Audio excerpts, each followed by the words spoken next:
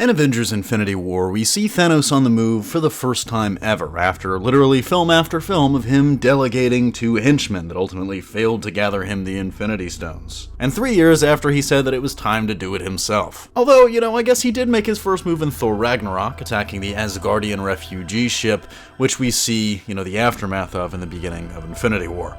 But now a new theory suggests that that ship that we see at the end of Ragnarok might actually have a connection to another upcoming Marvel film, the Eternals. That ship, the Sanctuary 2, played a major role in Avengers Infinity War, even after Thanos got the Space Stone and didn't need the ship to physically travel the cosmos. Sanctuary 2 was his base of operations, and as far as we can tell, it had been for some time. We hear Gamora in the film say that she always hated that ship and that chair, which kind of tells you that it's probably been Thanos' ship for as long as he's been culling planets, at least as long as Gamora was with him, which probably was the better part of at least 2 decades. The ship is also just massive. It's able to host his entire Chitauri army and his fleet of Q ships, which we see are also pretty sizable themselves. But in the recently released art book for the film, Marvel's Avengers Infinity War, the art of the movie, Roberto Castro, a concept artist in the art department at Marvel Studios who worked on the film, described the ship in a very interesting way. He said some really interesting things about the design process that went into creating the ship for this film, hinting at a larger backstory for the vessel than what we saw in the movie.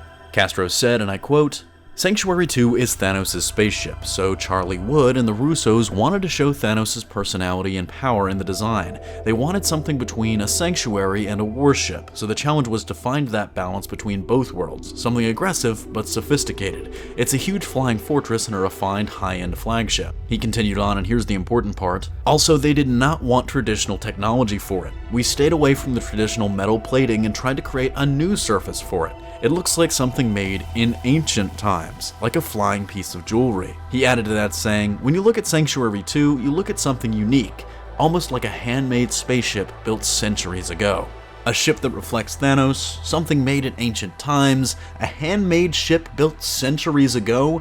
All of that is a very interesting way to describe a ship that really doesn't actually serve much of a role in the film rather than as a backdrop for several scenes. It's almost like they put extra thought into the backstory of this ship for a reason. Almost like it might have a larger connection to the rest of the Marvel Cinematic Universe. And if that is in fact the case, and it does seem to be the case, the most likely connection, the most likely place for the ship to appear given its connection to Thanos, would almost certainly be an Eternals film. Remember, the Eternals, if you don't know, are Thanos' people. They're the race that lived on Titan and died, and it existed for thousands of years. Actually, specifically, they were, interestingly enough, early humans in the comics that were experimented on by the Celestials. I think that might just be changed to a race that was experimented on by the Celestials nonetheless, but maybe removing the connection to humans. And this would make a lot of sense in regards to how Thanos came to own the ship. If it is in fact an ancient Eternals vessel Thanos has had since he was a younger Titan, maybe when he was just getting his start. And if that is the case, it's possible that the Sanctuary 2 could have a role in the upcoming Eternals film, which is expected to be a prequel set sometime before the tragedy that wiped out all life on their home planet, and potentially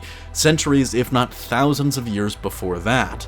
Let us know in the comment section down below what you make of this news. Obviously, I was not expecting this ship to have so much of a backstory to it. It is really interesting. It seems to go above and beyond the backstory given to some other alternate designs for things in the movie. This concept art book is really the gift that keeps on giving, and while this might just be something that the artist himself wrote as like headcanon to give him some inspiration while designing the ship, it certainly sounds like they're setting the stage here for something else and a deeper connection to Thanos' past, as we do expect Thanos to have a connection to that Eternals movie.